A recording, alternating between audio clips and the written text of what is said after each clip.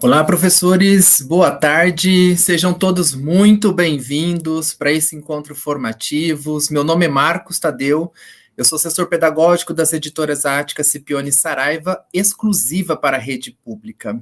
Antes de mais nada, nós gostaríamos aí de agradecer imensamente o convite que nos foi feito através da assessora Gisele, aí, junto à Secretaria Municipal de Educação, e sem sombra de dúvidas, temos muito que agradecer aí a parceria e a possibilidade de estarmos juntos por mais este encontro. Professores, dizer também da felicidade e gratidão que tenho em poder participar com vocês aqui nessa tarde. Sabemos que hoje é um sábado, geralmente um dia de estarmos com a família, mas se nós estamos aí cerca de 156 pessoas presentes, é porque de alguma forma a educação nos toca. De alguma forma, a educação que transforma pessoas, ela acaba sendo imbuída dos nossos valores e das nossas possibilidades. Portanto, eu me sinto muito feliz de poder aqui compartilhar com vocês um pouquinho, algumas vivências, algumas concepções, alguns conceitos que, evidentemente, nós não temos em nenhum objetivo de findar e esgotar tudo que se trata sobre o tema que nós vamos discutir aqui hoje. Mas talvez trazermos algumas contribuições além daquelas que nós já temos conhecimento. Evidentemente que nós temos aqui a possibilidade tecnológica de, embora estejamos em espaços diferentes, em espaços muito distintos, de podermos nos encontrarmos neste espaço tecnológico, por estarmos territorialmente falando em lugares muito diferentes. Então, a tecnologia ela nos dá essa possibilidade, que é uma possibilidade bem interessante para todos nós aí, no momento de saúde sanitária que nós vivemos no país, bem conturbado, bem problemático, tivemos que nos reinventar de uma forma muito significativa para conseguirmos aí ministrarmos, mesmo que com vários obstáculos e com várias dificuldades, o nosso tão sonhado sonho que é transformar a educação desse país. Sabemos dos inúmeros desafios que estamos passando com as aulas síncronas e até as assíncronas, da participação dos alunos, que acaba não sendo uma participação 100%, por diversos motivos, sejam eles de acessibilidade, sejam eles de ter possibilidade de acesso a recursos tecnológicos. Então, assim, a educação, sem sombra de dúvidas, é algo que nos move e nos faz sermos cada vez mais apaixonados por ela. Portanto, eu gostaria imensamente de saudar e dar uma salva de palmas a cada um de vocês, que bravamente, cotidianamente, enfrentam aí na sala de aula vários obstáculos para conseguirem ministrar as suas aulas e poder levar um pouco de conhecimento, um pouco de transformação para essa sociedade que nós tanto queremos, justa, igualitária e que possa, de fato, aí alcançar todos os valores aqueles os quais nós acreditamos. Então, o nosso tema de hoje, nós vamos falar aí um pouquinho de produção textual nos anos iniciais. E nessa questão de falarmos sobre esse tema especialmente, a distância da tecnologia que nos é imposta aqui pela situação sanitária, evidentemente, nos faz com que nós não possamos olhar uns nos olhos dos outros e possamos aí talvez nem termos condições de nos comunicarmos com a precisão que nós gostamos, de sentir o calor humano, a afetividade que vem das nossas trocas de experiências, do diálogo. Talvez fica muito monólogo aqui, mas eu espero que nós possamos aí avançar um pouquinho nessas possibilidades e nessa perspectiva. Bom, professores, falando especificamente aí do nosso tema, produção textual nos anos iniciais, nós sabemos que a produção textual em sala de aula convencional já é um grande desafio. Fazer com que os alunos possam ter possibilidades de se tornarem bons escritores perpassa, sobretudo, pela possibilidade de terem acesso a bons textos, de terem acesso a textos escolhidos de uma qualidade técnica extremamente excepcional. E cabe a cada um de nós, professores, fazermos essas melhores seleções.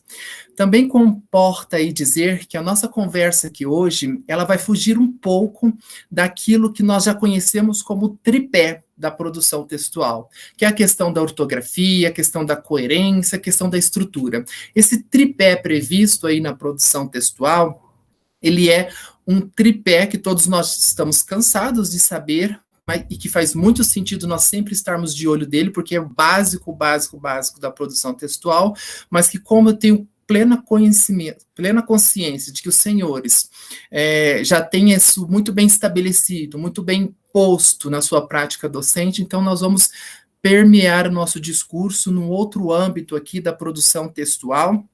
Pode até ser um pouco mais simbólico, e no final desse nosso encontro eu trago aí algumas possibilidades de sugestões, inclusive para o trabalho remoto com os nossos alunos. Como fazer uma produção textual remotamente, né? Sabemos aí que os alunos que estão frequentando não chegam na totalidade, como eu disse anteriormente, mas nós temos cerca de 40, às vezes, algumas redes conseguem levar até 60% dos seus alunos para essas aulas síncronas que têm ocorrido aí por esse país afora. Evidentemente que nós não conhecemos exatamente como vocês estão organizados, mas tenho certeza que de alguma forma vocês já começaram esses processos, seja de aulas síncronas ou assíncronas, para que a educação possa continuar caminhando dentro desse percurso que é levar conhecimento para os nossos alunos. Bom, eu vou pedir licença aqui para vocês agora, pois eu vou compartilhar minha tela. O Douglas, que é um querido que está nos ajudando aí com a parte tecnológica. Douglas, vai me dando um ok se a minha tela já está aparecendo aí para vocês, com os slides que nós preparamos aqui para esta tarde, junto aos professores.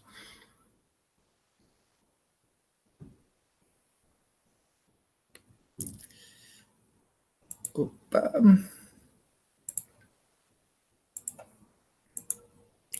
Certinho, ele me disse que sim.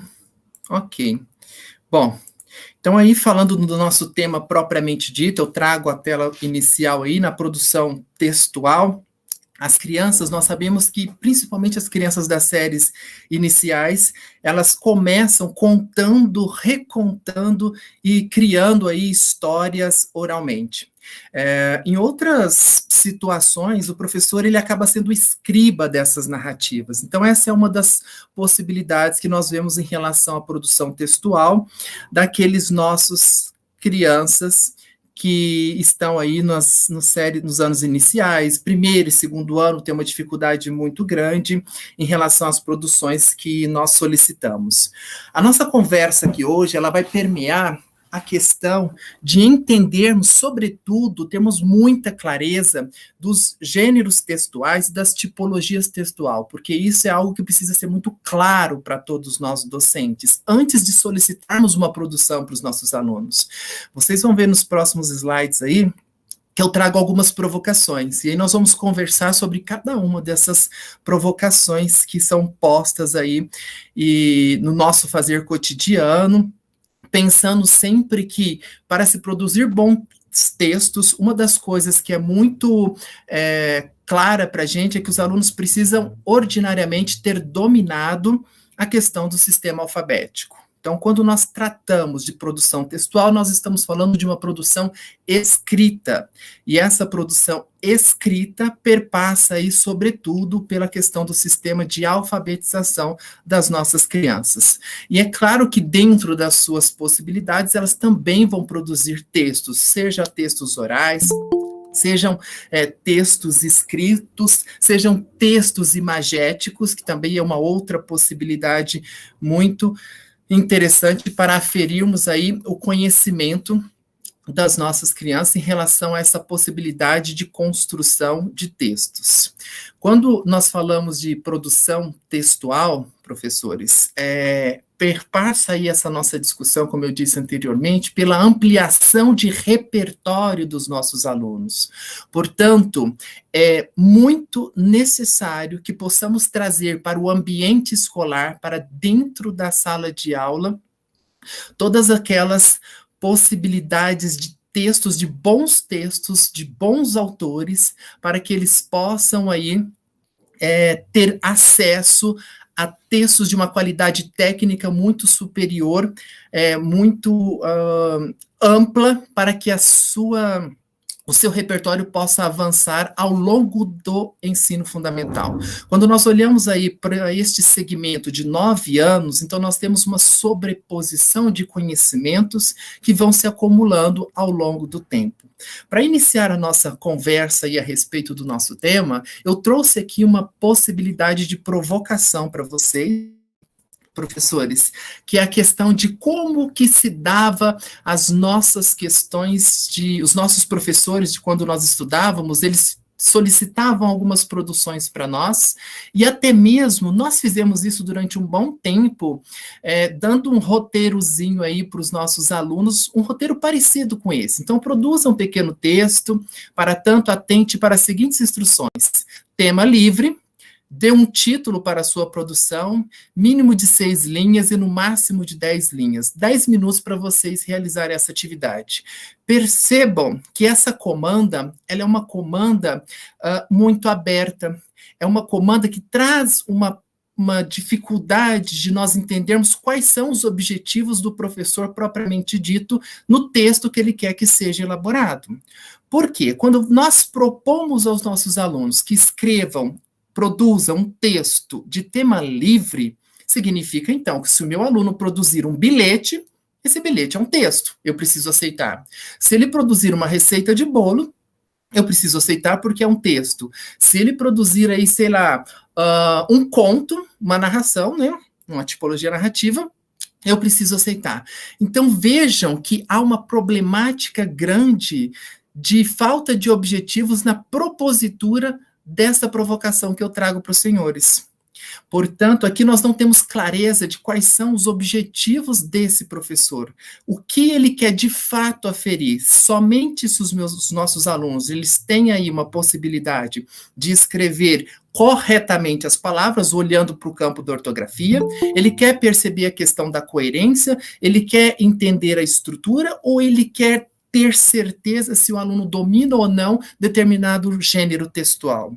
Então, perceba que até na hora de propor aos nossos alunos que façam uma produção textual, é preciso ter uma clareza gigantesca de qual é o nosso objetivo com essa produção. Caso contrário, será só mais algumas linhas lidas, e nós vamos entrar numa outra seara, onde os professores acabam solicitando aí muitas produções textuais, e os nossos alunos acabam produzindo textos que não têm uma qualidade gigantesca, e ele acaba não tendo tempo de corrigir todos esses textos. Então, vejam, professores, aqui nessa outra seara, nós entramos na questão pragmática da ação de produção textual, onde eu já vi em algumas ocasiões professores solicitando produções semanais, solicitando alguns casos de produções diárias. O volume disso é um volume muito grande. Imagina numa turma que nós tenhamos aí cerca de 30 alunos, uma turma média aí de 30 alunos, e durante 4 semanas, durante um mês, toda semana nós vamos pedir uma produção textual. Significa que ao final de um mês nós vamos ter cerca de 120 produções. Será que isso é algo produtivo para a ação pedagógica? Será que nós vamos conseguir fazer a leitura significativa, a leitura intencional de cada um desses textos para darmos um feedback aos nossos alunos, um feedback que tenha coerência, um feedback que seja significativo? Eu tenho as minhas dúvidas. Portanto, a minha sugestão nesse aspecto é que possamos aí propor cerca de 2 produções textuais ao mês.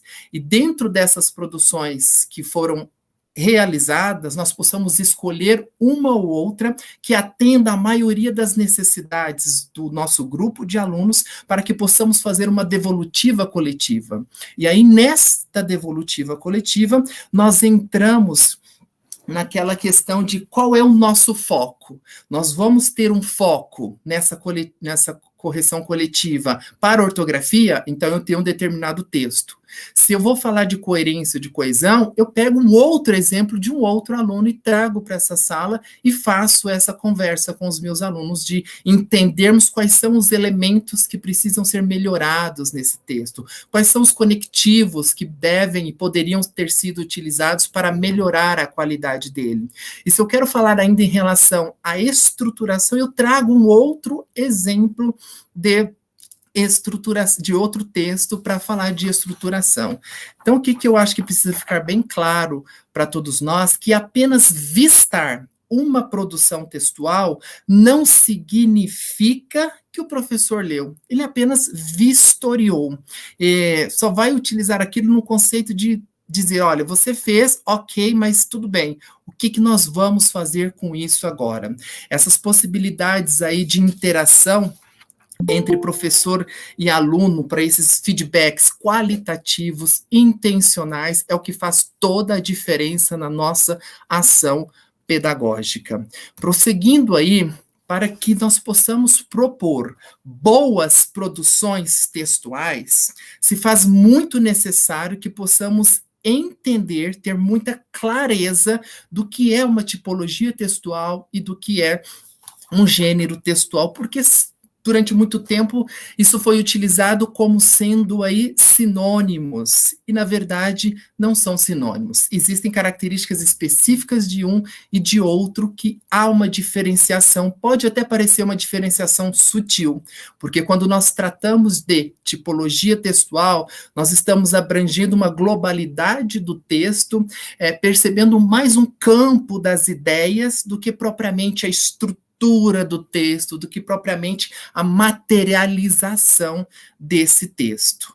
Então, eu sei que os senhores professores já estão aí claramente acostumados a lidar com essas questões, mas eu gostaria de revisitar esses conteúdos com os senhores. Então, quando nós falamos de tipologias textual, nós estamos falando aí de posso chamar de 6 eixos, que são os 6 eixos básicos. Podem haver outras, sem sombra de dúvidas, mas essas aqui são as básicas que nós trabalhamos predominantemente no ensino fundamental, ao longo do ensino fundamental, seja desde o primeiro ano até o 9º ano, com uma perspectiva de aprofundamento ao longo dos anos em cada uma delas. Então, o primeiro aí que nos aparece, e aí é muito claro para nós, uma tipologia de um texto narrativo. Quando nós falamos desta tipologia de texto narrativo, nós temos que ter em mente que esta perspectiva, ela traz aí um foco muito grande de espaço e lugar, de espaço e tempo, com o conceito de anterioridade e posterioridade muito bem arraigada. É uma característica elementar dos textos narrativos, essa questão de temporal. Esses textos, eles geralmente possuem aí o tempo verbal predominantemente no passado. É um tipo que nós vemos aí na questão dos contos, nos exemplos de fábulas, crônicas, romances, novelas, depoimentos, piadas, relatos. Então, esses são alguns dos exemplos que nós vamos encontrar a tipologia textual. Em seguida, nós temos aí a questão do tipo de texto, que é o descritivo. Os textos descritivos, professores, eles trazem aí uma ênfase muito grande nos adjetivos. Um texto desse tipo, ele costuma fazer aí um retrato por escrito, seja de um lugar, de uma pessoa, de um animal, de um objeto, e essa classe de palavras predominantemente utilizadas nessa propositura tipológica é a questão da produção dos adjetivos. A produção de adjetivos é uma marca registrada aí na questão das descrições. Não há aqui, neste momento, a relação de anterioridade e posterioridade. que significa criar, tal. Ele é um tipo de texto que se refere e agrega facilmente a outros tipos em diversos gêneros textuais. A tipologia, professores, nós vamos pegar um determinado texto e às vezes nós ficamos na dúvida, nossa, mas esse texto ele é descritivo, nossa, mas esse texto é narrativo, nossa, mas esse texto ele é argumentativo. Então, no que tange a tipologia, ela pode estar posta ali no campo semântico desses textos em maior ou menor escala. O que significa isso que o professor Marcos quer dizer? Ele quer dizer que em vários textos nós podemos ter presente 2 ou 3 tipologias. Só que o que vai de fato determinar a tipologia daquele texto é a permanência, não só gradual, mas a permanência em maior escala de uma das tipologias, a predominância de uma delas. Uma sempre vai se sobrepor nos textos, ela aparece com maior ênfase. Então, isso precisa ficar muito claro para vocês. De novo, professores, professor Marcos, por que o senhor está falando isso? Eu estou trazendo isso para o nosso imaginário, para ratificar o nosso conhecimento a respeito da tipologia dos gêneros textuais, para que na hora que nós formos propor aos nossos alunos uma produção textual, nós tenhamos a intencionalidade de estarmos contemplando uma dessas tipologias ou um desses gêneros textuais, para que possamos ter clareza se o nosso aluno dominou ou não dominou aquele entendimento daquele gênero textual. Não basta só ele escrever todas as palavras corretas, não basta só ele ter a coerência e a coesão muito bem esclarecida dentro de si. Não basta só ele ter uma estruturação de paragrafação, de pontuação muito bem clara. É preciso que ele também demonstre nas suas produções que ele compreende a finalidade de cada um dos gêneros textuais. E esses gêneros, ordinariamente, eles já trazem imbuído a sua tipologia. Portanto, é imprescindível que nós possamos revisitar esses conceitos. Aqui na questão da tipologia dissertativa, nós vamos entender que a dissertação ela é o mesmo que desenvolver ou explicar um assunto, é discorrer sobre ele, mas percebam que esse discorrer sobre ele não é a diferença entre dissertação e argumentação, é que o discorrer sobre ele não é dar a sua opinião sobre os fatos, mas tentar esclarecer ali nesse texto os fatos como eles são, sem colocar as suas percepções individuais, os seus valores e os seus entendimentos subjetivos ali. Então, o texto dissertativo aí, ele tem uma intenção de informar e esclarecer. É isso. Na questão da tipologia argumentativa, nós vamos encontrar a questão das progressões lógicas de ideias. Um texto argumentativo, professores, ele acaba fazendo aí a defesa de ideias, diferentemente do dissertativo, ou seja, do ponto de vista do autor. Então, o texto, além de explicar, ele busca persuadir o seu interlocutor. Ele objetiva, de alguma forma, convencer o seu interlocutor de algo.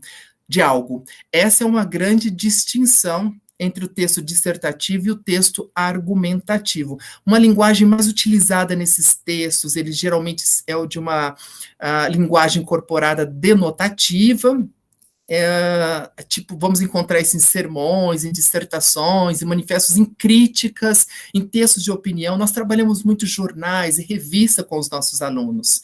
Todo editorial de revista ou de jornais, eles são predominantemente argumentativos, porque eles trazem ali, no início da sua fala e nos parágrafos subsequentes, a opinião, geralmente, daquele veículo que está sendo publicado.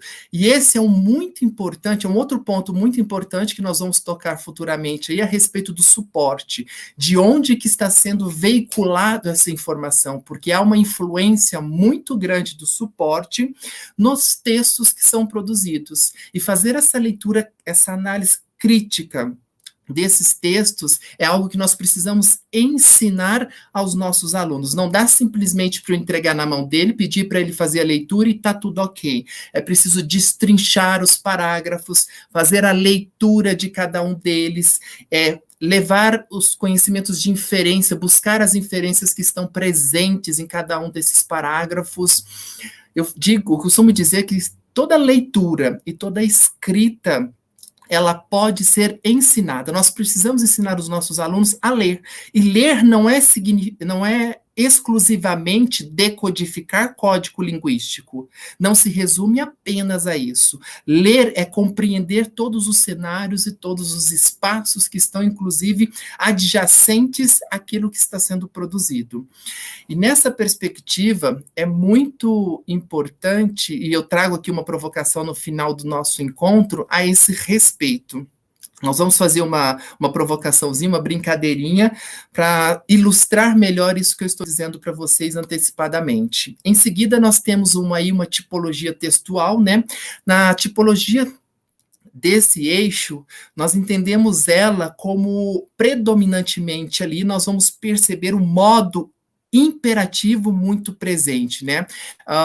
Ela indica aí como realizar uma ação, ela utiliza uma linguagem objetiva, simples, os verbos, como eu disse, na maioria das vezes eles estão postos, empregados no modo imperativo. Os exemplos mais clássicos dos textos injuntivos, que nós trabalhamos muito em sala de aula, são as receitas, os cartões com votos de Feliz Natal, de Feliz Aniversário, a questão dos manuais, né?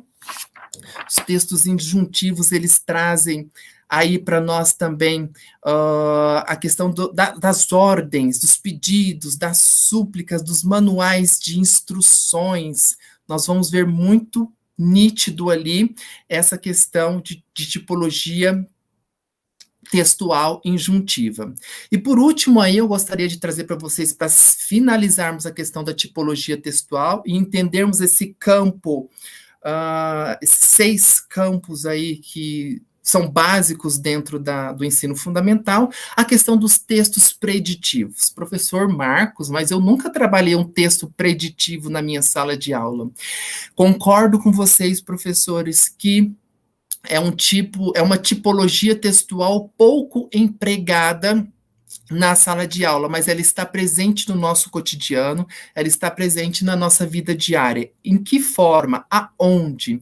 Os textos preditivos, professores, eles são caracterizados por predizer algo, ou levar a ir o seu interlocutor a crer em alguma coisa, e essa coisa ainda que não tenha ocorrido. Então, nós vamos encontrar os textos preditivos nas previsões astrológicas, nas previsões meteorológicas, nas previsões apocalípticas, que é a questão da Bíblia, e nós vamos ver também os textos preditivos ali nas previsões apocalípticas. Então, aqui nós encerramos os 6 eixos básicos da tipologia textual, desse campo maior das ideias, da globalidade do texto como um todo. Mas, Marcos, me diga uma coisa, professor, e a questão do gênero textual? Como que fica isso? O gênero textual, professor, é muito mais fácil de nós identificarmos ele. O gênero textual, ele está associado àquelas estruturas reconhecidas socialmente. Ou seja, em todas as sociedades, aquela estrutura textual ela é reconhecida como sendo daquele gênero. Pensemos aí num gênero receitas. Receitas de bolo, de chocolate, de brigadeiro, seja lá do que vocês preferirem. Quando nós lembramos essa palavra receita, ela vem na nossa mente ordinariamente, junto com ela, já vem uma estrutura pré-estabelecida, que é uma estrutura de ingredientes listados e um modo de fazer embaixo. E essa estrutura reconhecida socialmente, ela acontece seja em Ipatinga, seja em Barretos, onde eu moro, seja em Santo André, onde eu estou, em qualquer parte do mundo, essa estrutura do gênero receita, ela é reconhecida com essas características.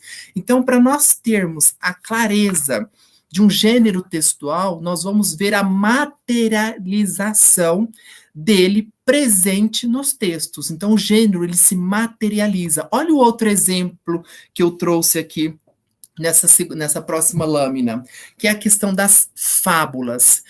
Quando nós olhamos para as fábulas, nós vamos perceber que é um gênero textual que tem uma característica específica. Que característica que é essa? Os elementos que compõem ele, para nós entendermos esse texto como sendo de fábulas, ordinariamente nós vamos ter que ter, seja animais ou objetos, assumindo posições, assumindo sensações humanas, a personificação das ações humanas presentes no texto. Ali esses animais, esses objetos, eles vão rir, eles vão falar, eles vão ter sentimentos de tristeza, de alegria uns com os outros. Então, esses elementos presentes nesse texto, finalizando aí o texto com uma moral da história, então são algumas das características estáticas presentes, materializadas no texto, que denota essa questão do gênero textual muito claro aí para todos nós. Portanto, professores, aqui eu quero dizer o seguinte: quando nós formos propor aos nossos alunos que produza um texto, tenham sempre clareza de qual é o gênero textual que eu quero que eles me descortinem, que eles demonstrem ali, através da escrita, que eles dominaram o entendimento daquele gênero. Porque quando ele faz isso, ele está nos dando outras informações. A informação que ele conhece, qual é o público que ele quer atingir com aquele determinado texto. Por exemplo, se um aluno vai escrever um convite de aniversário, ele tem em mente, se ele consegue fazer esse convite de aniversário com todos os elementos necessários, por detrás desse convite materializado, escrito, ele já tem, nós temos que ter a consciência, e ele vai ter essa consciência, de que esse suporte que está sendo utilizado, que é o convite, ele tem uma finalidade de ser entregue para um determinado grupo de pessoas. Então, é algo que extrapola o escrito pelo escrito. Extrapola a questão apenas da ortografia, apenas da coerência e coesão e apenas da estrutura. Nós temos que entender as produções textuais numa outra perspectiva. E para o estudo com o gênero textual, eu proponho aí para os senhores fazer um quadro na lousa. Então, a cada texto que eu for apresentar para eles, primeiro tem que chegar na sala de aula, se eu tenho o objetivo de solicitar uma produção textual futura, que contemple aí a questão das características da fábula, antes de tudo, eu trago fábulas para a sala de aula, seja uma, seja duas, seja três, e vou explorar esse texto com as características do gênero fábula com eles, para depois eu solicitar uma produção textual. Ninguém cria do nada. É preciso ter tido contato, é preciso ter conhecido, todos nós somos assim. Isso é algo inerente ao ser humano.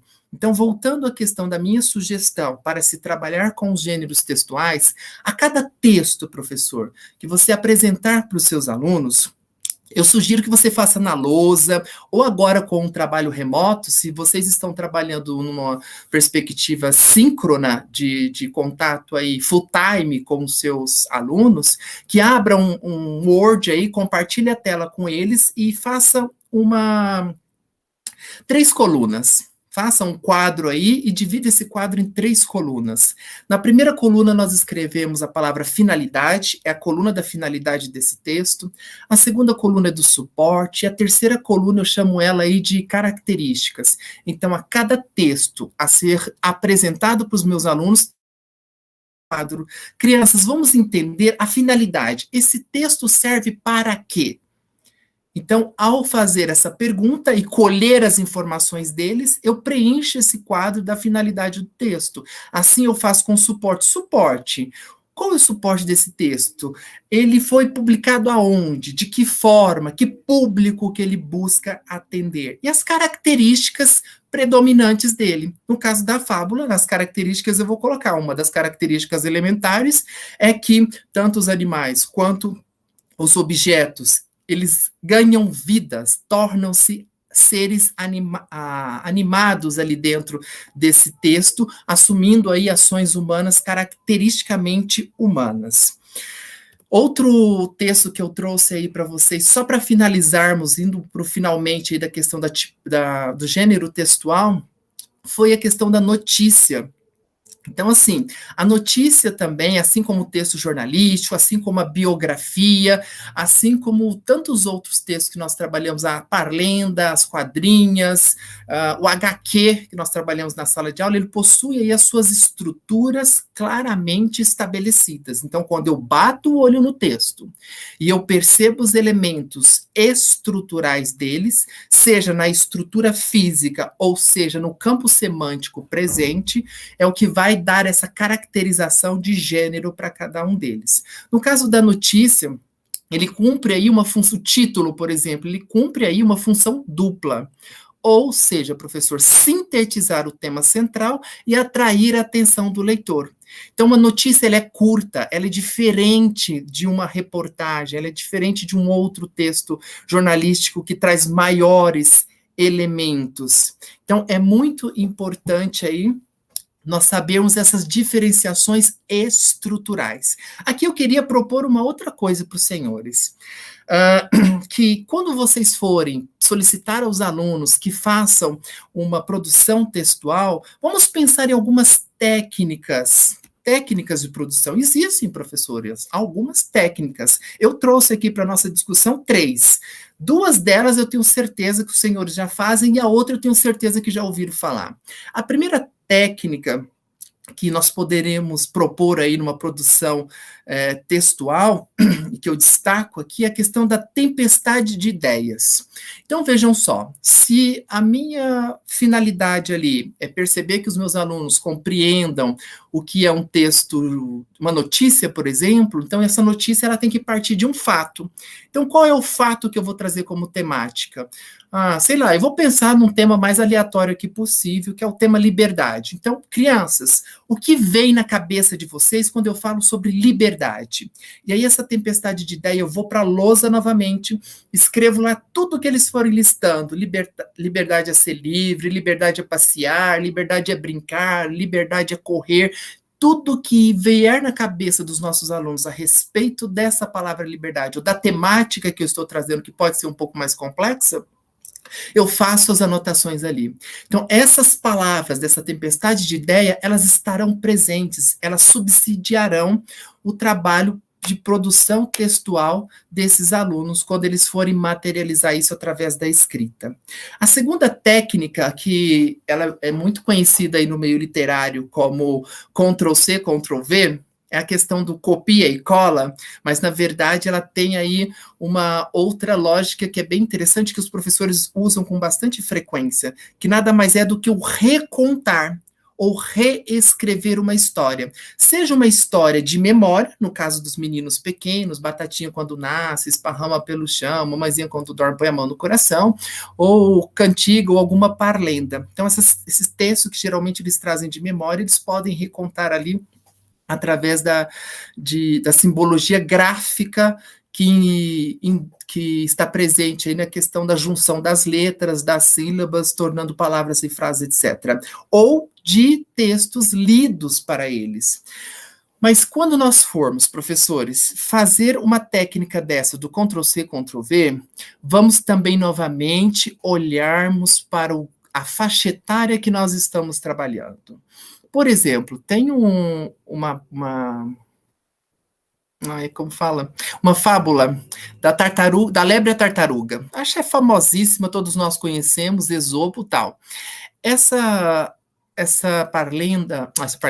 essa fábula, ela traz ali no campo semântico dela umas palavras tartaruga, existem e outras palavras ali extremamente difíceis para você fazer um reconto, pedir para os alunos fazerem uma reescrita delas, seja no segundo ou no terceiro ano.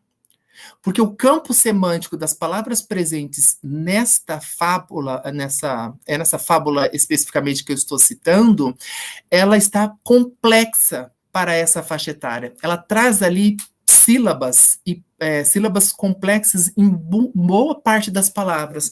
Portanto, apresentar uma reescrita deste texto que eu estou dizendo para vocês, pode ser que nós nos frustremos um pouco com o resultado, porque não estaria adequado para aquela faixa etária. Até para escolher uma fábula, é preciso perceber ali qual é a estrutura, e às vezes nós fazemos até adaptações desse texto para que eles possam aí fazer esse reconto. E a última técnica que eu trago é a questão da imagem, né? Que é a questão do sentido. Então, vamos supor, já vi professores também trazendo aí para a sala de aula diversos imagens, geralmente histórias em tirinhas, com 3 quadrinhos, para que os alunos possam escrever o que eles estão vendo. Só que aqui eu quero destacar que nessa técnica de produção textual que nós chamamos de imagem, ela vai um pouco mais além disso. Não é simplesmente ele descrever o que ele está vendo, mas ele perceber o contexto dessas imagens. Uma provocação que eu vou trazer para vocês aqui no final também, espero que dê tempo, eu vou trazer uma imagem e a partir dessa imagem eu quero que vocês criem um texto mentalmente. Qual seria a perspectiva, onde essa pessoa nasceu, quem é ela, qual foi a trajetória de vida dela, como que ela chegou até aqui, o que vocês imaginam que está além dessa imagem, e não somente explicitamente na cara de cada um de nós. Essa é uma outra extrapolação da produção textual que nós podemos e devemos fazer através da questão das imagens propriamente dito. Então, essas 3 técnicas aí fica de sugestão para os senhores, eu acredito que possam fazer uso de alguma delas, ou pelo menos refletir a respeito de cada uma delas. Prosseguindo, nós vamos perceber que no ambiente escolar nós tivemos algumas mudanças significativas aí nesse cenário, né? E ao longo dos anos, até produção de texto, ela também foi ganhando uma outra roupagem, um outro entendimento, e principalmente que eu acho muito importante que nós tenhamos a possibilidade de respeitarmos as limitações dos nossos alunos, respeitarmos os momentos em que eles estão vivendo, em que eles estão passando, e eu não estou me referindo apenas às questões afetivas, socioemocionais, decorrentes da pandemia, pelo contrário, mas nós temos tempos diferentes de aprendizagem. Então, assim, entrar numa sala de aula hoje é algo que eu considero ser extremamente significativo no sentido de você poder fazer parte da vida de um outro ser, de poder ajudar ele a construir a sua história. E ao construir essa sua história que eu estou me referindo, é entender como ele pensa. Acho que é um dos nossos objetivos principais na escola. Como que o meu aluno pensa a respeito de determinado tema, de determinada atividade, o que ele pensou para responder aquela questão daquela forma, seja ela de forma correta ou errada. Na matemática, isso é muito mais fácil e tangível de ser percebido. Na língua portuguesa, há uma possibilidade aí de dupla interpretação. Nesta lâmina que nós estamos vendo aí, eu trago uma tirinha, e em seguida eu trago também uma outra imagem que ficou famosíssima no Brasil todo. Vamos dar uma lidinha juntos aí comigo. Então, a primeira é o nosso famoso Calvin, e ele diz o seguinte, a professora está ali olhando um folha de caderno, por favor, dispense o Calvin da aula de hoje, precisamos dele para resolver uma questão altamente secreta de segurança nacional, atenciosamente, o presidente da República. Boa tentativa, vai se sentar. E aí ele finaliza, preciso aprender a fazer letra cursiva. Ou seja, ele acredita que o fato dela não ter dado crédito ao bilhete que ele entregou para ela é por não estar escrito na letra cursiva. Olha que interessante isso. O desenho de baixo, também famosíssimo, ele diz o seguinte: senhores pais, amanhã não vai ter aula, porque pode ser feriado. Assinado tia Paulinha. É verdade esse bilhete. Olha que duas crianças extremamente fantásticas. No caso do Calvin ali, nós não vemos problemas de ortografia, nós não vemos problema de coerência e de coesão. Quando nós olhamos para o segundo elemento aqui, o segundo texto, nós vamos falar assim, mas ele ele tem problemas de ortografia, ele tem... mas, gente, esses dois meninos, eles já entendem o gênero bilhete, ele já entende a finalidade deste bilhete, para que esse bilhete serve, a quem ele se destina, qual a estrutura. Nós vemos aí no segundo caso a questão do vocativo. Olha o vocativo muito claro ali, senhores pais. Olha a questão da assinatura. E ele ainda quer ratificar. É verdade esse bilhete. Então perceba que este aluno, ele aí traz um conhecimento muito amplo do gênero textual que, na minha concepção, eu dava 10 para ele, sem sombra de dúvida. Ainda dispensava ele para casa, amanhã você volta para a aula.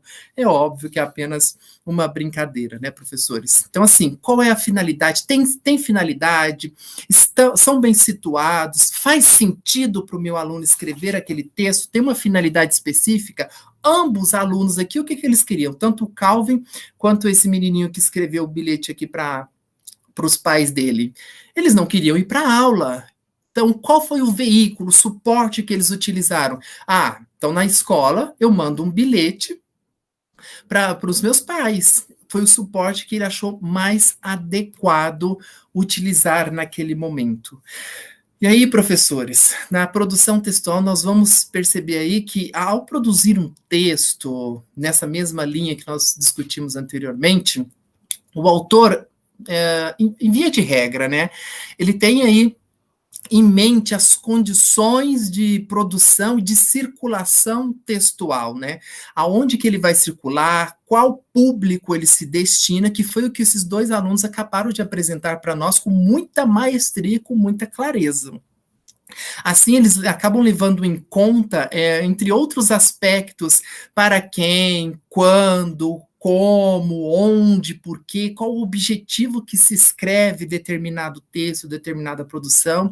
Essas são aí algumas das características que fazem o escritor se definir aí pela questão do gênero textual mais adequado ao contexto sociocomunicativo presente em cada um de nós. Eu trago aqui na próxima lâmina algumas provocações nesse sentido, né?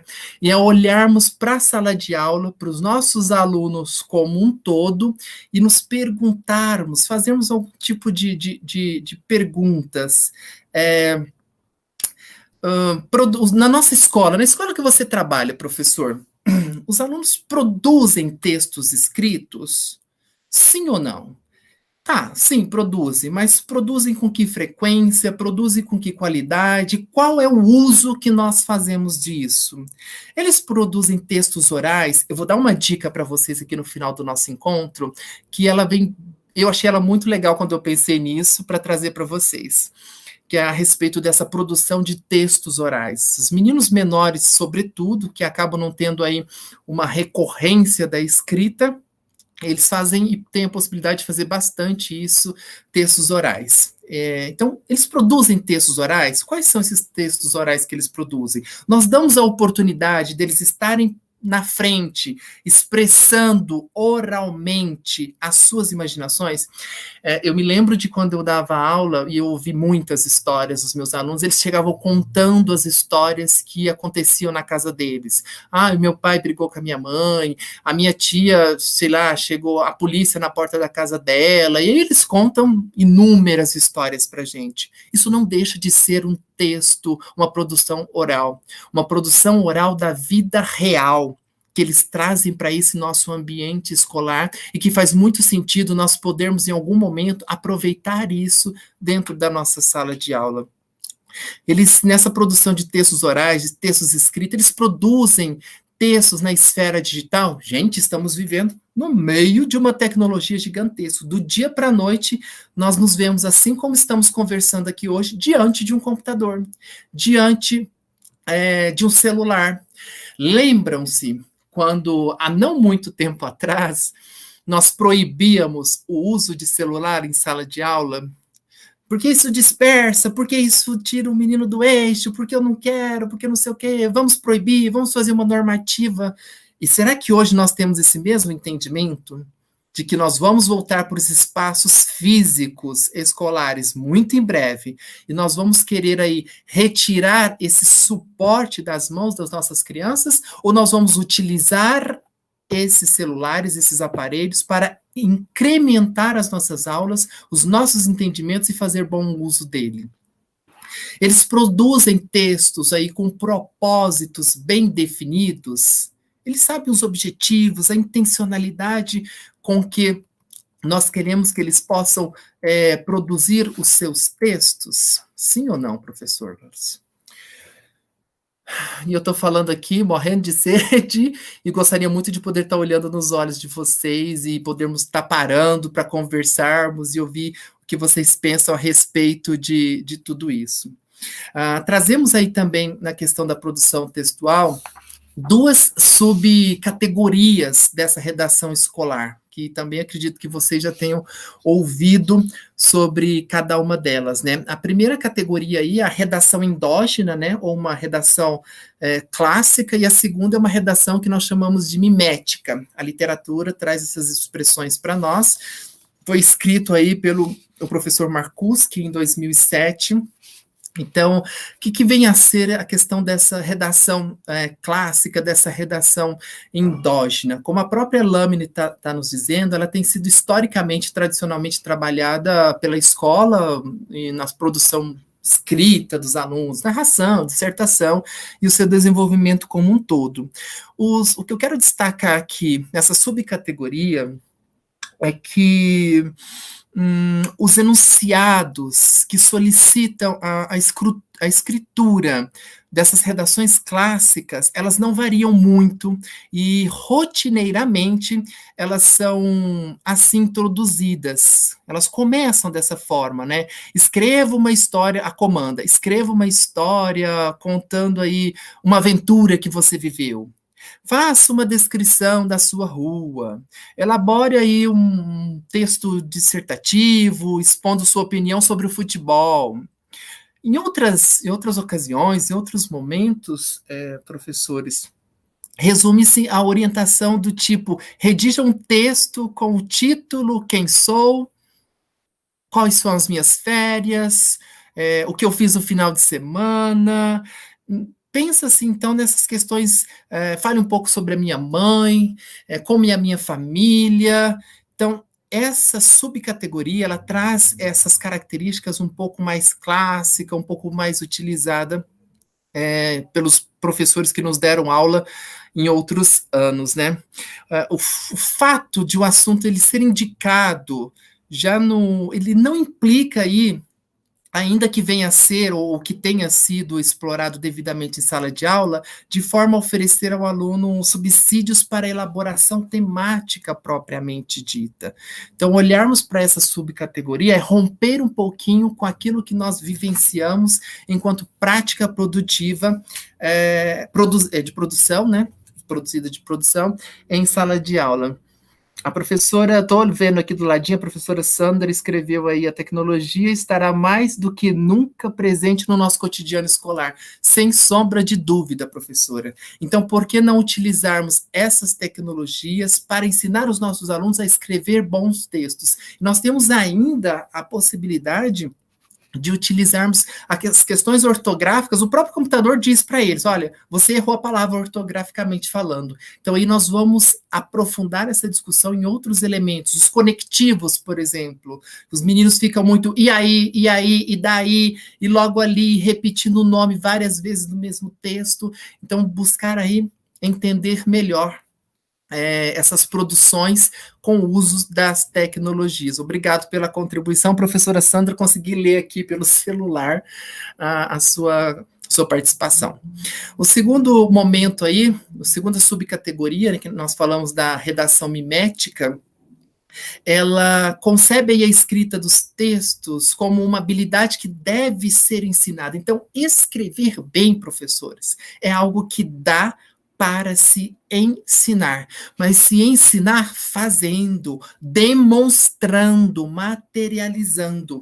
E aí vamos falar assim, antes de nós solicitarmos uma produção completa de 5, 6 linhas, vamos por etapas, vamos por parágrafos, vamos para a lousa e olha, neste primeiro parágrafo, e eu escrevo um parágrafo hoje, faço todas as inserções, sejam elas ali do âmbito estrutural, seja ela do âmbito de coerência e coesão, seja ela do âmbito ortográfico. Então, peguei esse primeiro parágrafo, guardo ele na próxima aula, no dia seguinte, ou na próxima semana, eu retomo para escrever um segundo parágrafo, um terceiro parágrafo de 2, 3 linhas, mas que eu possa explorar com eles todos os elementos da língua portuguesa que precisam estar presentes para uma boa produção textual, demonstrando a eles que necessariamente nós não precisamos fazer tudo de uma vez. Existem etapas, e essas etapas elas podem ser aí pensadas, como são muito pequenos as nossas crianças, elas podem ser pensadas ao longo de algum tempo aí, para que eles possam se transformar em seres mais altruístas, no sentido de produzir bons textos com coerência, com coesão, mas dentro de um espaço de tempo e respeitando as suas limitações. Na próxima lâmina aqui, eu trouxe uma parte de um livro que se chama Língua Mundo, do 2º ano. Eu gosto muito desse livro, no aspecto que ele trabalha com a produção textual, porque ele vem nos trazer alguns elementos que eu acho extremamente significativo para boas produções serem construídas. No início da unidade, ele traz ali algumas provocações para o professor trabalhar em sala de aula. Então, essas provocações, vejam só algumas delas, que eu quero, aliás, eu quero ler as 5, porque eu gosto muito dessa imagem, gosto muito das produções que esse livro trabalha, porque ele traz todo um roteiro, toda uma etapa de como, para chegar finalmente, no produto final que eu quero que eles elaborem um texto, né? Então, a primeira provocação que esse livro traz neste capítulo, nessa unidade, é a seguinte: ao observar esta imagem, no que você pensa?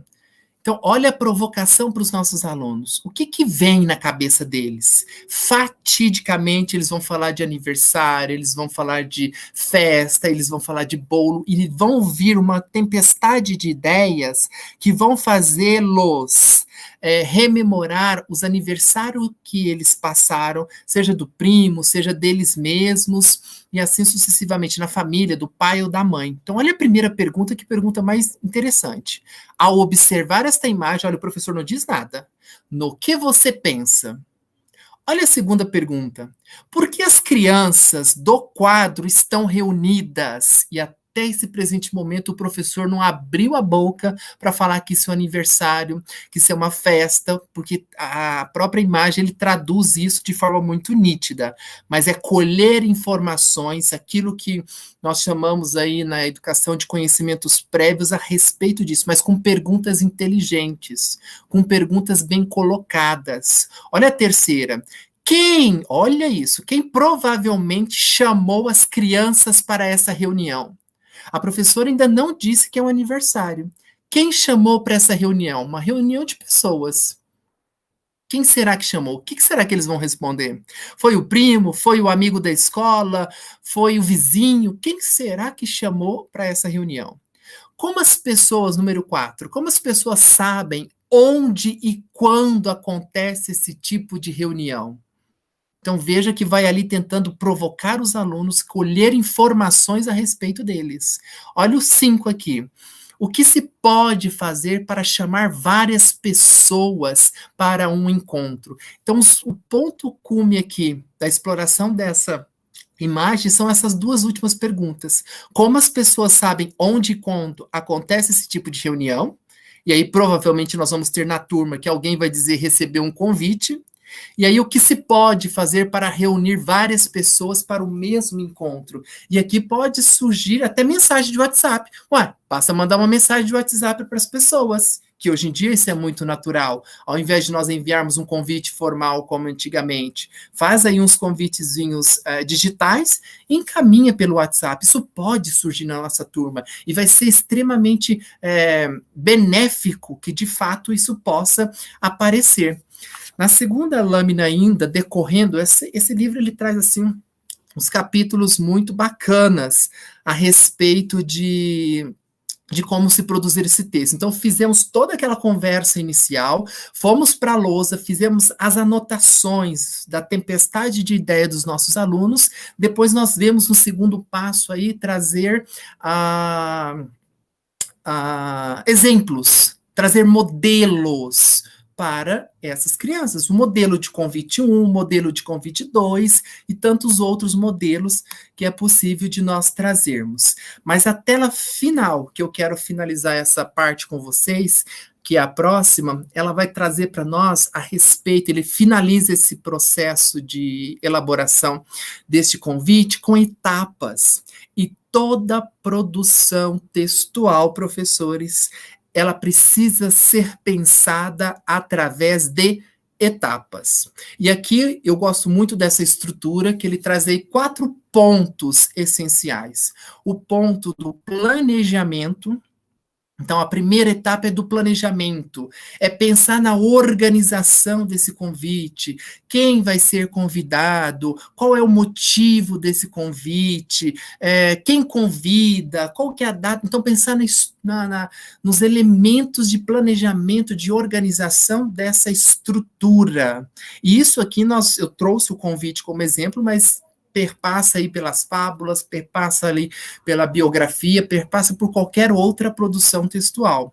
A segunda etapa dessa propositura produtiva é a questão da primeira versão. Então, eles vão escrever aí uma primeira versão.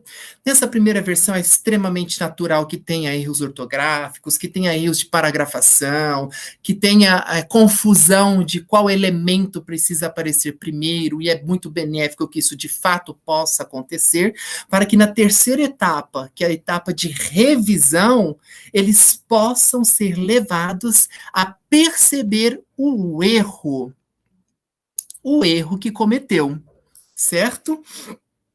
Bom, no quarto passo aí, é o passo final, é a versão final. Então, depois que eu fiz a revisão, a versão final para que eu possa entregar para o meu professor, que eu possa entregar para os meus colegas, que eu possa fazer aquela brincadeira ali dentro da sala de aula. E aqui eu sugiro uma outra coisa na questão da revisão. Quando nós estivermos nessa etapa de revisão, peça para que os alunos troquem entre si os seus bilhetes e um possa corrigir o bilhete do outro. Mas, Marcos, isso vai virar uma confusão na sala de aula? Vai virar uma confusão se nós permitirmos. Se nós conduzirmos esse processo, eu acho que vai ser bem bacana esse movimento. Então, eu troquei aí com os meus colegas os bilhetes, nós vamos agora fazer a revisão. Então, crianças, prestem atenção aqui em mim. Vamos olhar aí para a estrutura do bilhete. O que precisa de aparecer primeiro?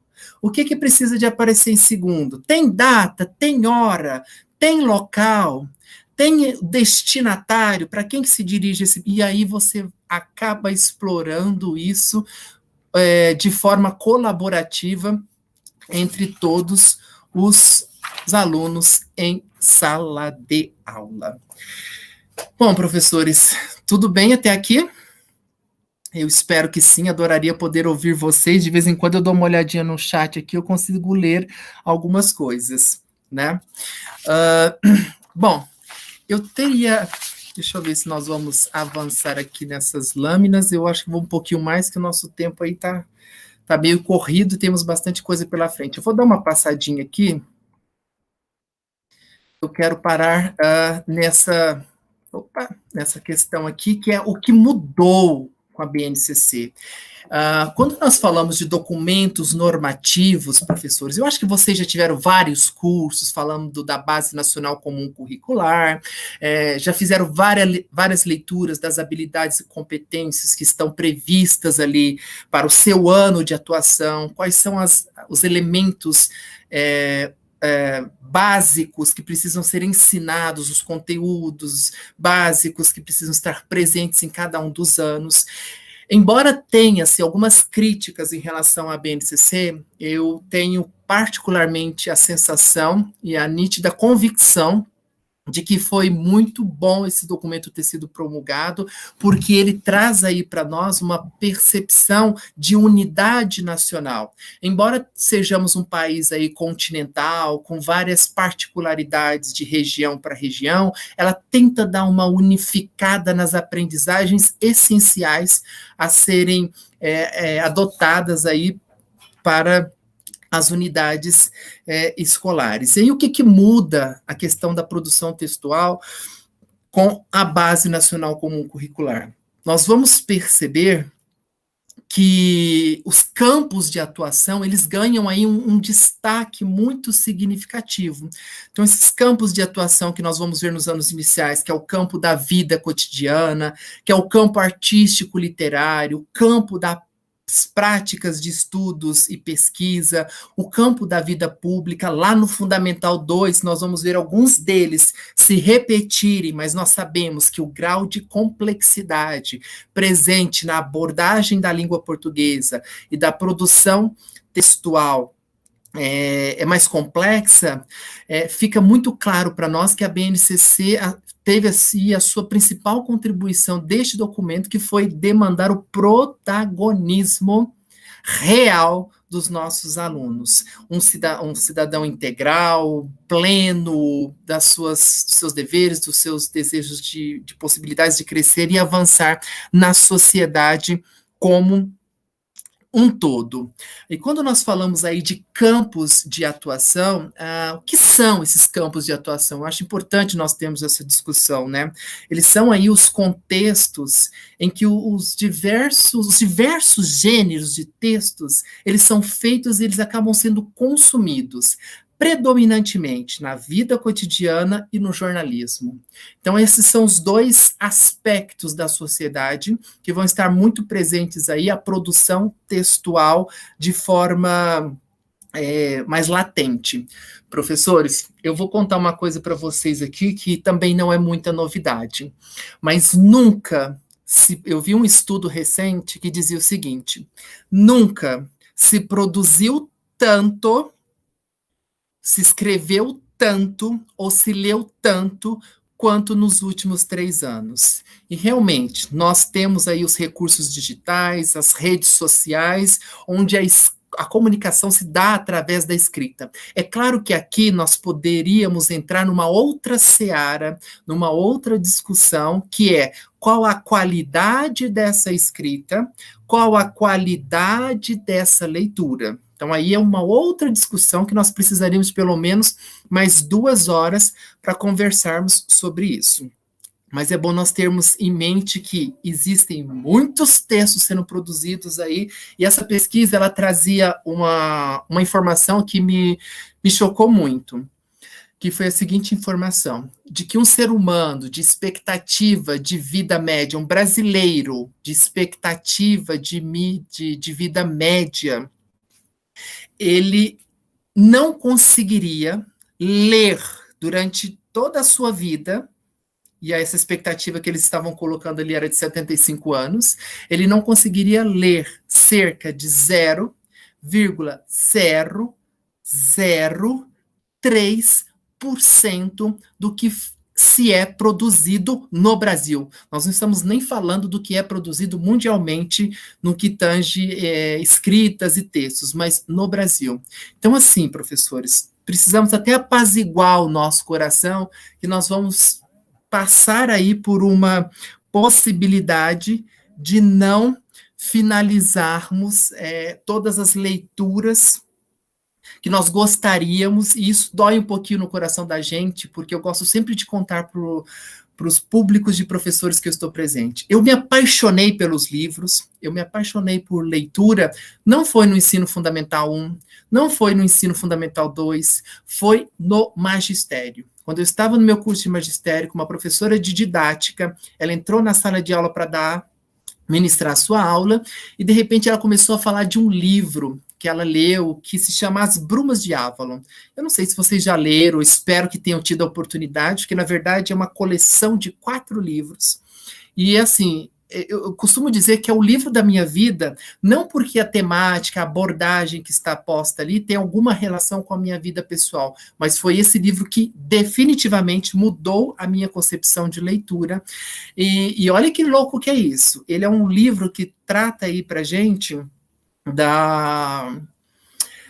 das condições que levaram o rei Arthur a chegar ao trono durante a Távola Redonda, Camelot, todo esse cenário aí. Mas o que eu quero destacar para vocês, que foi lá no magistério que eu acabei me despertando para essa questão da leitura, e hoje eu não consigo ficar aí um mês sem ler pelo menos um livro. E eu gostaria de dizer para vocês, professores, incentive os seus alunos lerem livros, sim, mas incentive com paixão, incentive com gosto, porque foi os olhos daquela professora brilhando naquela aula que me fez querer ler aquele livro e por aí em diante. Mas voltando aqui para os nossos campos de atuação, eu queria acrescentar aí, né, que no início do Fundamental 1, os gêneros mais comuns, mais utilizados, mais necessários, são os bilhetes, as listas de supermercado, e passa aí até por outros mais complexos, né, ali no 4º e no 5º ano, que seriam aqueles mais voltados para a vida pública, para legislações, literaturas, opiniões, eles também podem aparecer. Quando nós falamos, nossa, professor Marcos, mas a BNCC está indo longe demais, hein? Trazendo textos sobre legislações, vida pública para as nossas crianças, sim. Quando nós estudamos o ECA, por exemplo, Estatuto da Criança e do Adolescente, vários hoje são os livros que trazem ali alguns artigos, que trazem ali alguns incisos para serem debatidos e discutidos na sala de aula. Os deveres, nós fazemos os combinados. O que são os combinados no início do ano letivo com os nossos alunos? Olha, aqui na escola pode isso, não pode aquilo. Nada mais é do que um aspecto de legal estabelecido em comunidade, entre ambas as partes, e que vai influenciar todos nós. Sabemos também, professores, que esses campos de atuação, eles se desdobram em práticas de linguagem, e aí essas práticas de linguagem, elas vão trazer aqueles 4 eixos básicos, que é a questão da leitura, da escrita, da análise linguística e da oralidade. Também são muito presentes esses 4 eixos aí dentro da BNCC, é um dos grandes benefícios que nós temos percebido aí como um todo. Aqui adiante, na próxima lâmina, professores, nós vamos entender a BNCC, que ela traz para nós uma leitura crítica. Ela também nos dá essa oportunidade. Eu acabei de ler aqui da Iris Henrique, professora. Ler é trazer o mundo para dentro de nós. Sem sombra de dúvida, super concordo com a senhora, e se vê pelas suas palavras que a senhora é uma entusiasta de boas leituras e de bons livros. Muito, muito, muito obrigado pela contribuição aí neste momento. Então, voltando aqui para a questão da leitura crítica, a BNCC traz também essa importância, principalmente no que tange as análises responsáveis a respeito das notícias que nós consumimos. Professores, acontece no nosso país coisas que são surreais, e vocês já têm conhecimento disso, né? As pessoas estão indo para as redes sociais, escrevendo postando determinadas informações como se fossem verdades absolutas, e aquilo ganha uma proporção muito grande, inclusive prejudica a vida de outras pessoas. Então a BNCC ela vem trazer aí para a gente também a possibilidade de ensinarmos desde o ensino fundamental 1 a analisar as informações que nós consumimos nesses recursos audiovisuais, nessas redes sociais, nos telejornais, na televisão. Dada aí a relevância desse assunto na sociedade atual, a base ela sugere trabalhar com a trabalhar e capacitar o aluno a fazer uma leitura crítica, inclusiva, e fazer inferências sobre essa veracidade ou não dos fatos como eles são.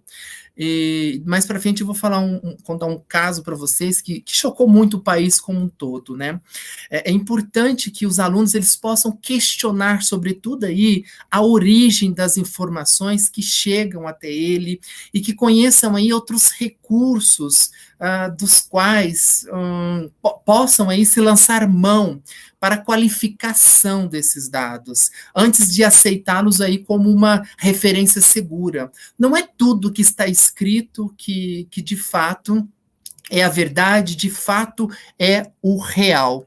Quando nós... Ai, professor, obrigado, acabei de ler aqui. Entusiasmo enganado. Aula... Obrigado, professores. Bom, então quando nós estamos falando aí, a questão de aceitar esses recursos, aceitar essas escritas, é muito importante. Eu não sei vocês, mas o meu avô, ele tinha uma fala que era muito engraçada. Ele falava assim, brigava, até nós discutíamos com mamãe, comigo, mas se está escrito no jornal, está escrito no jornal. Ele usava o jornal impresso para justificar as suas posições, os seus entendimentos. E aí nós íamos debater com ele, questionar, mas olha, tem um outro jornal que está dizendo uma outra coisa a respeito desses fatos. Quem será que está dizendo a verdade? E ele ficava muito bravo, mas está escrito no jornal, vocês nunca me dão credibilidade. Sabe aquela coisa assim de, era só porque estava escrito naquele veículo, ele acreditava piamente. E nós sabemos que a verdade não é bem essa. Nós tivemos aí um caso na sociedade que foi um caso muito, muito, muito emblemático, né? Com essa questão da popularização das redes sociais, a produção e a divulgação de mentiras, elas acabaram ganhando aí uma intensificação muito grande, né? E nesse caso emblemático que eu quero trazer para vocês aqui, vocês todos ouviram falar, foi sobre a morte da vereadora carioca Marielle. Circulou aí pelo WhatsApp, pelo Facebook, pelo Instagram, que ela havia sido casada com um traficante, que ela tinha engravidado aos 16 anos, que ela, para se eleger, ela tinha conseguido dinheiro com crime organizado. Então, essas foram algumas das fake news que foram divulgadas pelo Brasil afora, e ninguém até hoje foi responsabilizado. Isso também é muito triste no nosso país. É preciso criar mecanismos de monitoramento muito mais eficazes nesse sentido. Eu super concordo com isso, embora também tenhamos que ter o sigilo dos nossos dados, etc. E aí, professores, para ajudar a combater essa desinformação, cada vez mais nós temos inúmeros especialistas que propõem aí que seja feita uma nova abordagem no trabalho com os textos jornalísticos, e é o que a BNCC também traz para nós, na prática, em sala de aula, desde o ensino fundamental. Trata-se aí do que está comumente posto no documento como o letramento midiático. Então, eu acho que nós precisamos trazer isso para as nossas discussões de horário de trabalho coletivo pedagógico, nas nossas reuniões com os professores, o letramento midiático e de que forma nós podemos aí abarcar essas possibilidades de um melhor trabalho com os nossos alunos para que eles possam consumir bons textos escritos nesse universo gigantesco que é a internet, né? Além desse tratamento midiático, nós vamos perceber ali esse conjunto de habilidades que envolve alguns conceitos, né? O conceito que envolve o acessar, o analisar, o avaliar, o criar conteúdos. Nós também podemos criar conteúdos na internet, mas criar conteúdos com responsabilidade. E prometo para vocês que eu não serei assim mais enfadonho, estamos caminhando aí para o final da nossa conversa, que eu espero que tenha ficado bastante claro para vocês, que eu não queria trazer aqui somente exemplos de alunos produzindo texto para a gente olhar ortografia, para a gente olhar coerência e coesão, para a gente olhar estruturação, mas que possamos nos apropriarmos mais a respeito do que tange a qualidade de um bom texto, seja da tipologia, seja do gênero, seja da análise crítica, para que possamos aí levar para os nossos alunos com maior técnica, com maior eficiência, com maior profissionalismo. E ainda, acerca dessa questão de como consumir na internet, eu trouxe aqui algumas dicas, algumas perguntas importantes que nós precisamos fazer para os nossos alunos em sala de aula. Qual é o URL do site? Você conhece? Então, será que assim, o endereço eletrônico desse site, ele é um endereço eletrônico confiável? Sim ou não? Se ele é confiável, ok, ele vai geralmente terminar aí com a extensão BR, porque nós temos sites que são sites fakes, que eles não conseguem ter essa extensão BR, pois para conseguir essa extensão, eles precisam se identificar, ter uma série de inscrição a ser feita, e como esses sites para fake news, geralmente eles são publicados para promover o mal, para disseminar informações errôneas, então eles acabam não tendo essa extensãozinha aí, que BR é Brasil, AR é Argentina, FR é da França, e assim sucessivamente pelo país afora. Então, mostrar para os nossos alunos dentro da sala de aula, vocês para consumirem uma boa informação da internet, vamos primeiro analisar o endereço eletrônico. Ele é um endereço eletrônico confiável? Sim ou não?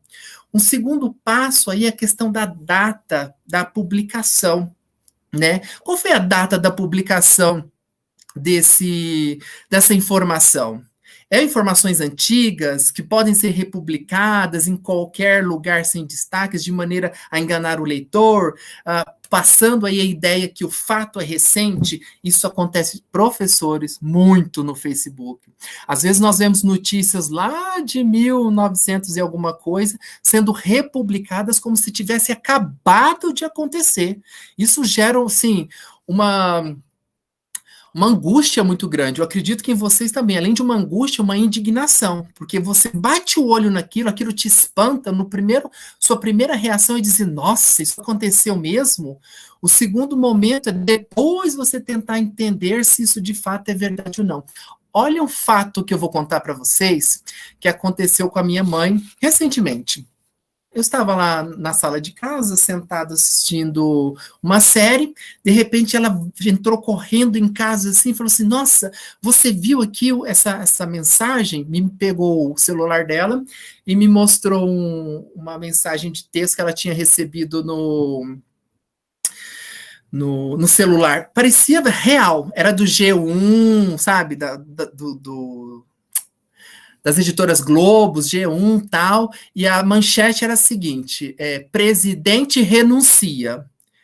Como ela sabe que eu tenho as minhas críticas em relação ao governo federal, ela correu para me mostrar. Aí eu olhei assim para ela, eu falei assim, vamos confirmar isso para ver se é verdade mesmo? Abri o meu celular e fui em outros sites de jornais que eu tenho o hábito de ler cotidianamente.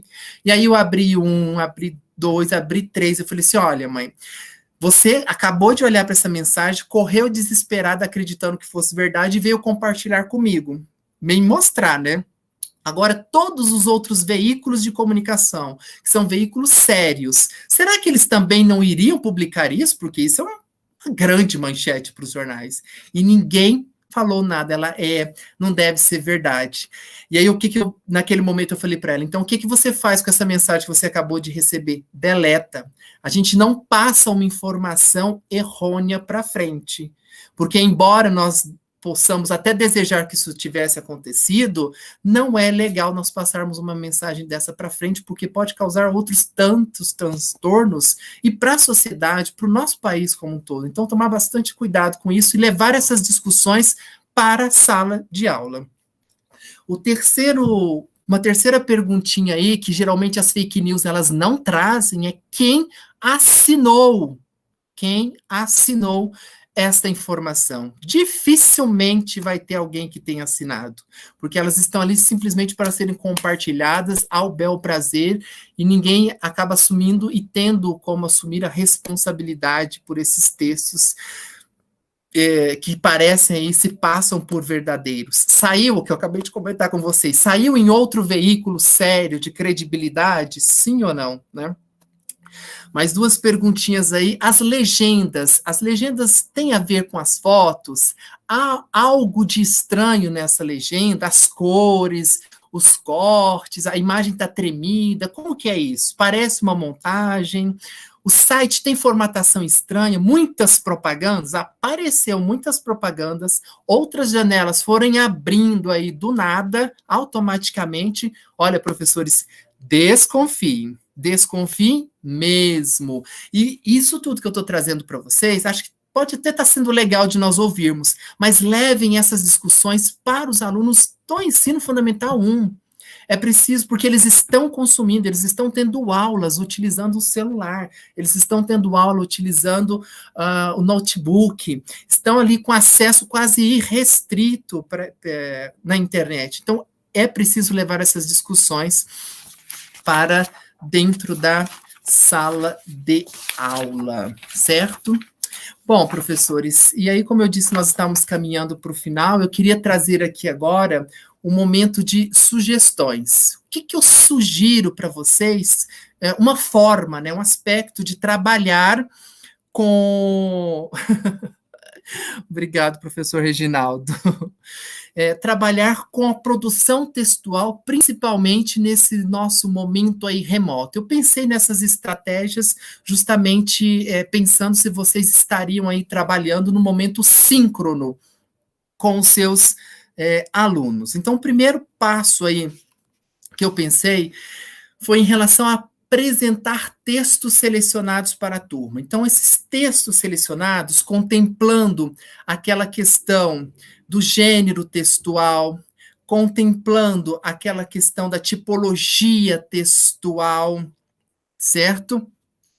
Então, ao apresentar esses textos na tela do nosso computador, compartilhar, eu acho que o meu compartilhamento acabou aqui, não entendi por quê, mas eu vou continuar falando. Então, essa é a primeira questão deixa eu tentar abrir, porque já não está compartilhando com vocês, acho que fica melhor a gente ir assim. Bom, professores, então assim, essa questão do compartilhar bons textos com os nossos alunos, será que caiu? Douglas, está me ouvindo? Ah, não, voltou.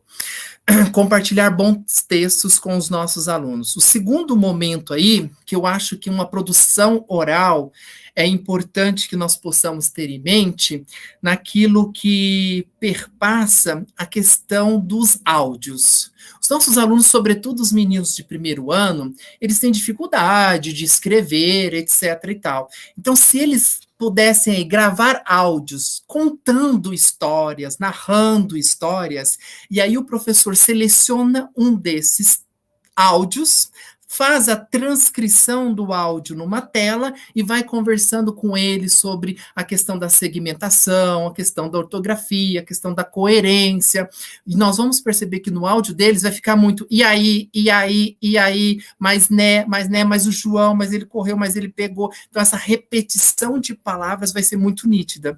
Então, nessa segunda estratégia aí, peça para eles gravarem um podcast, se vocês assim preferirem, e transcrevam isso numa tela, num texto, e depois trabalhe esse texto. Precisa fazer de todos os alunos? Não.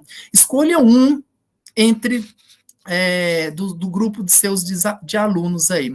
Depois, uma outra estratégia que eu também pensei foi em relação a produzir textos utilizando o chat das salas online. Mas, professor Marcos, como que nós vamos produzir um texto no chat? Nós estamos aqui, eu podia pedir para vocês aí escrever um texto no chat que vocês estão conversando aí comigo, que eu consigo ver aqui do ladinho algumas coisas, porque senão eu perco a minha linha de raciocínio aqui. Esses textos não vão ser textos longos, mas em um parágrafo. Defina a nossa aula em um parágrafo. E aí os alunos vão escrevendo ali, vão ter erros de ortografia, vão ter erros de paragrafação, vão ter... aproveite esse momento, pega um trecho daquele, produz aqui na tela e vamos conversar com todos os demais. Olha, vamos corrigir isso aqui, tem alguma coisa que não está legal, como que nós poderíamos fazer essa mensagem ser um pouco mais esclarecedora? Produção coletiva, projeta a tela do PowerPoint ou do Word na tela e vai conversando com eles. Mas tá, João e vai colhendo as informações deles a respeito de uma produção. Nós vamos aqui hoje produzir uma fábula, tá? Quais são os elementos característicos de uma fábula? Quais são os elementos característicos de uma receita? Quais são os elementos característicos de uma lista? E vamos aqui produzindo coletivamente, o professor vai sendo escriba, vai digitando. No outro momento, se nós estamos trabalhando com o quarto e com o quinto ano, esses meninos, eles têm mais agilidade com o computador, eu posso pedir para que um deles possa ser o nosso escriba, que ele compartilhe a tela, que ele vai escrevendo para todo mundo, e nós vamos colaborando e construindo ali juntos.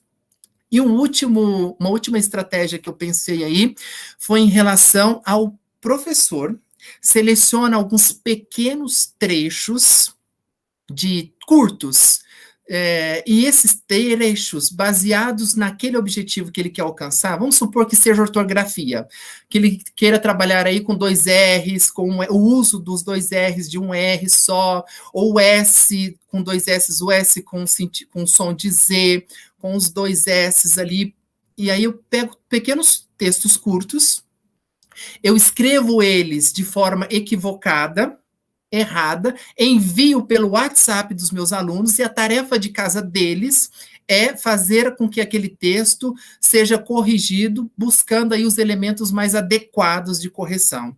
Então, foi uma outra pequena estratégia aí que eu pensei também, que eu acho bem bacana de ser implementada dentro da sala de aulas. E, professores, eu vou voltar aqui, compartilhar minha tela com vocês de novo, que prometo que é as últimas palavras que eu tenho para dizer, que é aquela última provocação que eu queria fazer para vocês em relação ao texto que eu quero que vocês possam produzir. Então, eu acabo de projetar aí uma imagem, e nessa imagem, mentalmente, eu queria que vocês pudessem produzir um pequeno texto. Rapidamente, produza aí quem é essa pessoa, o que ela faz, de onde ela veio, quantos anos ela tem, que texto que vem na nossa cabeça, será que ela tem profissão, será que ela trabalha, será que ela não trabalha? Então, rapidamente, eu vou contar aqui de 1 até 10, e vou pedir que vocês mentalmente olhem para essa imagem e produzam um texto de 1 parágrafo, 2 parágrafos. 1, 2, 3, 4, 5, 6, 7, 8, 9, 10. Pois bem, depois que vocês produziram esta imagem, esse texto baseado nesta imagem, eu queria que vocês pudessem aí fazer um segundo texto olhando para esta outra imagem aqui. Olha para essa outra imagem e vê se vocês continuam mantendo o mesmo texto que vocês acabaram de criar, ou se vocês gostariam de mudar alguma outra coisa neste texto. E aí eu vou contar de 1 até 10, não apareceu ainda para vocês, apareceu agora. 1, 2, 3, 4, 5, 6, 7, 8, 9, 10. Professores, será que foi o mesmo texto que nós pensamos? Será que ao produzir o primeiro texto, ele não está imbuído de uma série de preconceitos, de uma série de julgamentos, de uma série de valores em que nós podemos concordar ou discordar? O nosso segundo texto também.